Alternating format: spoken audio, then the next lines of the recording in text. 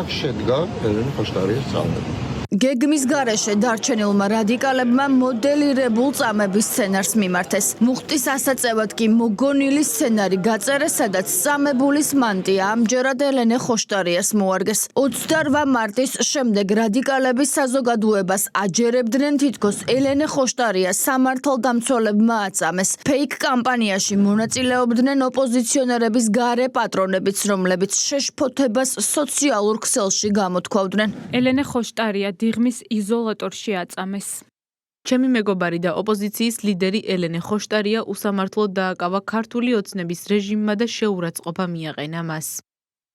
აბსოლუტურად ამაზრზენი და არაადამიანური მოპყრობა საქართველოს ერთ-ერთი ყველაზე ნიჭიერი და მოაზროვნე პოლიტიკოსის ელენე ხოშტარიას მიმართ.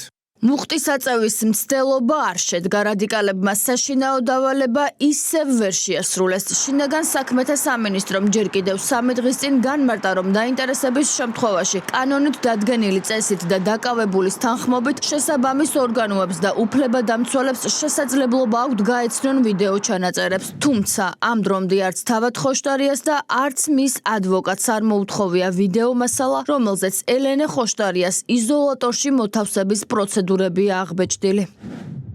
იზოლატორში მოთავსების პროცედურები აღბეჭდილია იზოლატორის ვიდეო სამეთვალყურეო კამერებზე. დაინტერესების შემთხვევაში კანონით დადგენილი წესითა და დაკავებული პირის თანხმობით შესაბამის ორგანოებსა და უფლებადამცველს შესაძლებლობა აქვთ გაეცნონ არსებულ ვიდეო ჩანაწერებს.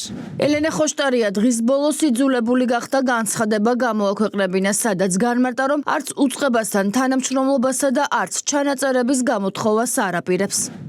შეიგნეთ და გაიგეთ, არ ვთანამშრომლობ არც შინაგან საქმეთა სამინისტროსთან, არც სასამართლოსთან, არც ერთზე არ ყოფილ ვარ, არც პარლამენტთან, არც რაჟდენთან, არც კომისიების და საერთოდ არც ერთ რუს არალეგიტიმურ წარმონაქმნთან.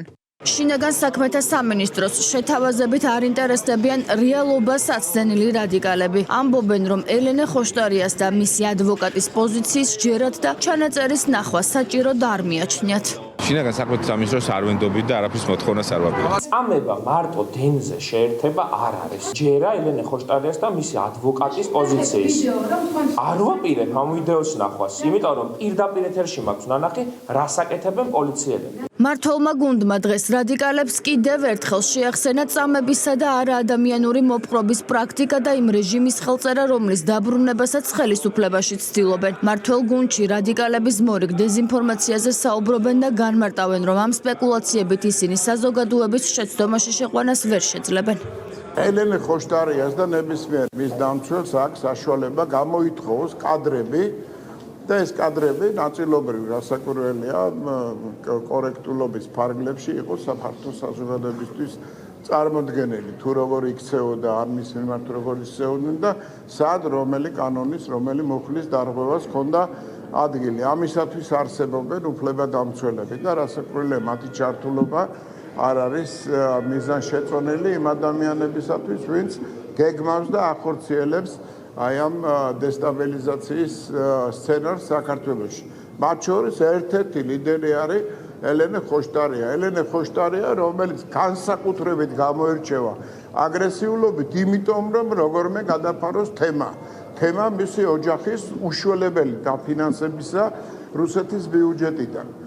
და გამოდის ყველაზე რადიკალურ ფრთას იგი წარმოადგენს იმისათვის, რომ ამ თემამ როგორმე გადაფაროს მეორე თემა ის შეკითხვა, საიდან რისთვის რატომ ფინანსდება მილიონობით რუბლით მისი ოჯახი და იგი პირადად. და საიდან აქვს ის ქონება, რომელიც შეიძინა რუსეთის ბიუჯეტიდან მიღებული თანხებით. რაღაც ამბავი შეთხსას და ვითომ ძალადობენ მასზე. ვის რაში ჭირდება გახდილი ისა ხოშტარია? ვის რაში აინტერესებს ხოშტარიას თემა? არის შესაბამისი პროცედურები საპოლიციო, თუ ჩათვალეს საჭირო რომ შესაბამისი სტანდარტების დაცვით შეიძლება რაღაც აწევინის, ან მაისური თუ პერანგი თუ რაღაც. ამაზე რომ ცდილობენ და მე აიტაცეს ეს რაღაც ჯგუფებმა და აი გააშიშვლეს ხოლმე ვის რაში აინტერესებს. აი ყველაფერში რომ ცდილობა აქვს რომ რაღაც სკანდალი შექმნან. სწორია მიდგომა. თუ მისი თანხმობა იქნება ანახებენ რა და როგორი პროცედურა იყო. ის სტანდარტები არის რაც ევროპაშია. წამება მაშინ იყო, როდესაც ხოშტარია ტას უკრავდა სააკაშვილს. აი მაშინდელ დაკავებებს შეხედით, აბა რას უშვებოდნენ ბიჭებს და გოგონებს იზოლატორებში. ხოშტარია, შენ ეს ყველაზე კარგად უნდა იცოდე. ტას უკრავდი შენ მაშინ მაგაც. და შენი მეგობარი რო უწოდებდი მაშინ. გირგულიანი საერთოდ სიცოცხლის გამოასწავნა აი ამ წამებლებმა. აი იგი იყო წამება. სულელი ხა ელენე ხოშტარია არავის არაფერში არ ჭირდება და არ წამება. წამება იყო მათი ხელწერა, როდესაც ისინი ხელისუფლებაში იყვნენ, აწამებდნენ, კლავდნენ, აუბედურებდნენ. ეს იყო კონკრეტული რეალური ფაქტები, არსებობს კონკრეტული ადამიანები, არსებობს კონკრეტული კადრები, თუ როგორ ხდებოდა ადამიანების წამება, ეს ხა ჩვეულებრივად მოგონილია და პოლიტიკური სპეკულაცია. ეს არ არის ქართული ოცნების ხელწერა. კიდევ ერთხელ ვიმეორებ, ვინც აწამებდა, კლავდა, აუბედურებდა, ეს იყო ზუსტად ეს რადიკალური დაჯგუფება, რომელიც მაშინ ხელისუფლებაში იყო. დღეს შეიძლება სხვადასხვა სახელებით გამოდიან, მაგრამ მაშინ ერთნი იყვნენ, ნაციონალურ მოძრაობას წარმოადგენდნენ. ელენე ხოშტარია 28 მარტს პარლამენტთან საპროტესტო აქციის მიმდინარეობისას პოლიციელის კანონიერი მოთხოვნისადმი დაუმორჩილებლობისა და წვრილმანი ხულიგნობისათვის ადმინისტრაციული წესით დააკავეს.